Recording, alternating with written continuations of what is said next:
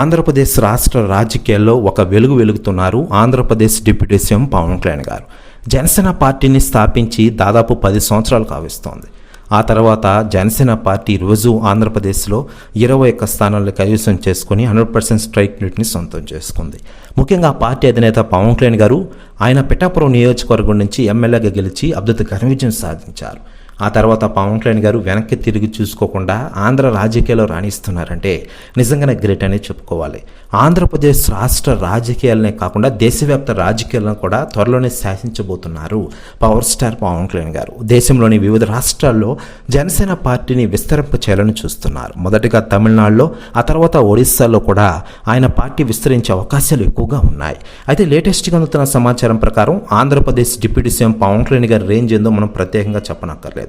ముఖ్యంగా ఆంధ్రప్రదేశ్లో సీఎం రేంజ్లో డిప్యూటీ సీఎం కాన్వాయ్ అయితే ఉందట. దీంతో పవన్ కళ్యాణ్ గారి క్రేజ్కి దద్దరిల్లిపోతున్నాయట 2 తెలుగు రాష్ట్రాలు. ముఖ్యంగా తెలుగు రాష్ట్రాల్లో ఉన్న సీఎంలకి మించిన క్రేజ్ని సొంతం చేసుకున్నారు ఆంధ్రప్రదేశ్ డిప్యూటీ సీఎం పవన్ కళ్యాణ్ గారు. దీంతో ఒక్కసారిగా పవన్ కళ్యాణ్ గారి పేరు సోషల్ మీడియాలో తెగ వైరల్గా మారుతున్న విషయం మనకు అందరికీ తెలిసిందే. మరోవైపు రాజకీయాలు, ఇటు సినిమాలంటూ 2 పడవలపై ప్రయాణం చేస్తున్నారు పవన్ కళ్యాణ్ గారు. త్వరలోనే ఆయన ఓజీ సినిమాతో దసరా కానుకగా సెప్టెంబర్ 25న మన ముందుకు రాబోతున్న విషయం మనకందరికీ తెలిసిందే.